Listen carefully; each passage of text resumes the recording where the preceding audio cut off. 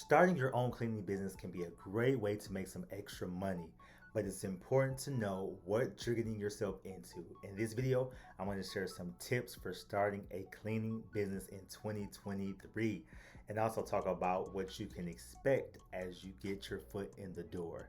Don't miss out. I'm Corey, owner of Real Men Get It Done Cleaning Services. Let's get into it. Real Men Get It.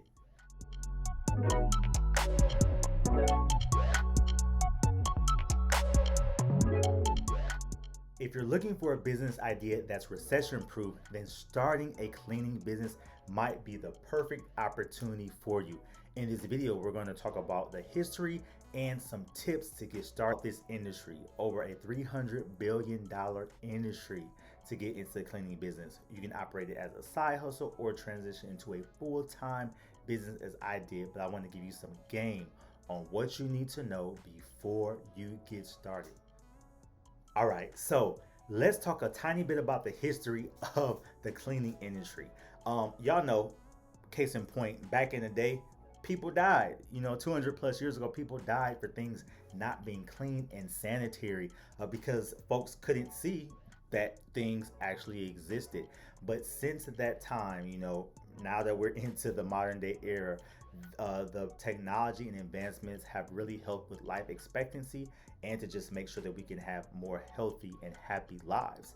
It was a guy by the name of Joseph Lister. Does that sound familiar? Listerine, who came up with the antiseptic techniques that they used for surgery back in like 1860s. So those techniques are still used to this day, and the advancements of other things obviously have really made cleaning to be the industry that it is today. Again, over a $300 billion industry.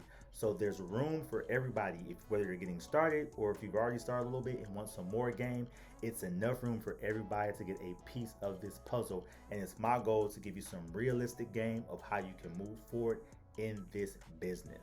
Okay, so one of the things you have to decide as I'm giving you some tips and games of things you should know before you get started is what type of owner do you want to be? Even if you're doing this as a side hustle, what kind of owner do you want to be? You honestly have three options. You could be inside your business, you can be outside your business, or you could be both. What do I mean by that? A lot of people, when they're thinking about the cleaning business, always think that I have to take a brush and disinfectant and microfiber towels and actually do the cleaning myself. But you have the option of being an owner, of managing everything and have other people clean for you. I know it sounds like it's crazy, but believe me, I'm doing it right now. You can have other people clean for you without any experience yourself.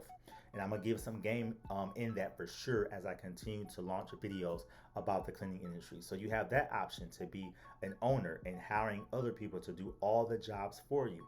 No sweat equity.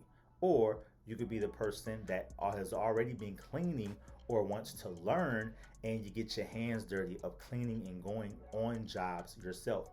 Or you can be a hybrid of learning a little bit yourself so that if you ever in a bind, you can go and take care of a job, or you can just go and send people. So you have a best of both worlds. So that's the option that you have. I currently, when I first started, was 100% in. Now, since my business has been in operation for a few years, have stepped outside of the business and am managing employees, which is pretty dope and amazing. And I get to not clean as much, still dabble every now and again, but I work to allow my team to take care of all the jobs. Next, let's think about what type of cleaning business do you want to own. The cleaning business is really amazing because it's nothing that you have to do when people want it. You can really pick your niche. So think about it. If the cleaning business is a $300 billion industry, you kind of want to niche down to decide, what do I want to tackle first? It could be you have a lot of apartments in your area. It could be full-size homes. It could be a specialty of just oven cleaning. You'd be surprised how many people just want their oven cleaned. It could be trash cans. You could just be doing trash cans at $25 a pop, $50 for two of them. That people just want their trash cans cleaned. You can decide what is the first niche you want to start off with your cleaning business. Now, for me, I've been cleaning since I was a kid, learned from moms, and so I actually love cleaning. I like a clean home, a clean house. So I started with just move out cleans. That allowed complete flexibility because I have a full 9 to 5 job. It allowed me to book jobs in the evening. So my niche when I first started was just doing move out clean, so I could really schedule that with customers who had that flexibility to let me into the homes or apartments in the evening. So yeah.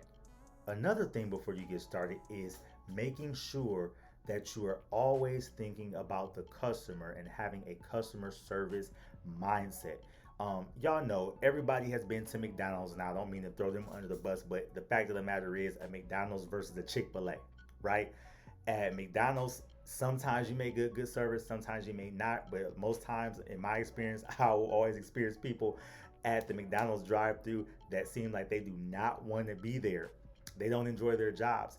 Versus a Chick-fil-A, you get a, have a blessed day. The customer service is top notch. So you have to think about that in terms of your cleaning business. You want to make sure you're always thinking about the customer and having a positive attitude to always treat them and do them right. And a lot of times your customers will start helping you build some momentum and get that word of mouth going before you have to put any marketing dollars into anything to help this start off as a side hustle that could transition into a fully fledged business after you're up and running. Okay, I mentioned you can be in, out, or do both, but I still think it's important, and I'm going to drop some game that we have to make sure that you are researching different ways to clean, how to clean. So even if you're not in the business, you're still watching videos like mine. Of course, I have tons of cleaning videos on my channel. You're watching other creators to see how a job is supposed to be done so you still can critique the people that you may have working for you, or if you're trying to learn yourself, or you may come into a crunch where you need to clean yourself, you're good to go. The biggest thing for the customer is just paying attention to details. So videos, videos, videos, and just experience. Cleaning your own home, going to clean a relative's home, a friend's home. All that is experience that will help you be able to tackle any job that's before you. And last but not least, what kind of money can you be thinking about making with the cleaning industry? I'm going to give you a realistic representation of the money. When I started with the deep cleans in my area, and I'm in Louisiana, not as in a bigger city. Some of the bigger cities you can charge more, but I was easily for a 1,500 to 2,000 square foot home was getting anywhere from $400 to $500 for that home. And it may take me 4 to 6 hours depending on how dirty it was for a move in or move out clean, but that's a lot when you think about per hour of how much it is in terms of doing a home. If you were to do it hourly on the very low end, this is being very realistic, you could easily charge anywhere from $30 to $50 per hour. I particularly don't like the per hour rate. I like to charge for my move out cleans per square footage. But how many jobs as a side hustle do you know where you can make $30 an hour, $50 an hour, $400 to $500 for 5 or 6 hours of work? That's what makes it an amazing side hustle with the money that's there. So that's wrapping up the 5 things that you should know before you get started. I'm going to continue to give a game. I'm going to continue to let y'all know the things that are needed to be successful in this $300 billion business, the cleaning business. So till next time, we'll get to it. Real men get it done. Peace and blessings. Dropping a bonus tip for y'all. Okay, bonus, bonus, bonus. One of the things that you can do before you get started is start looking at the competition in your area. So you could do something as simple as go to Google, go into a Google search,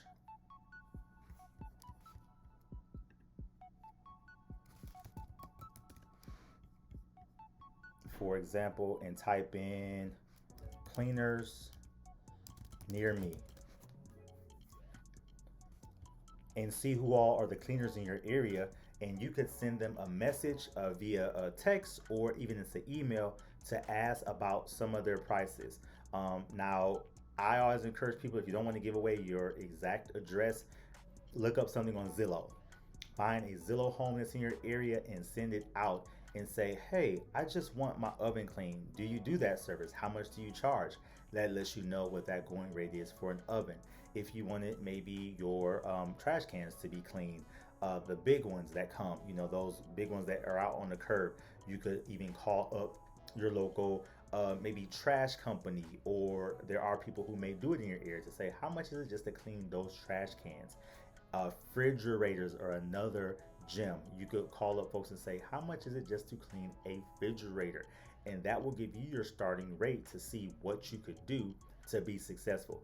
And then if you are first starting out, you always want to hit that price right below what others are charging. If you're new to the game and people are charging $50 for a oven, you want to come in maybe at $35 just to help beat that competition and get your foot in the door. So again, hope you love that bonus tip. Let's keep leveling up and winning to make this a side hustle, a full-time gig, and let's just get to the money. All right, so next time, real men get it done.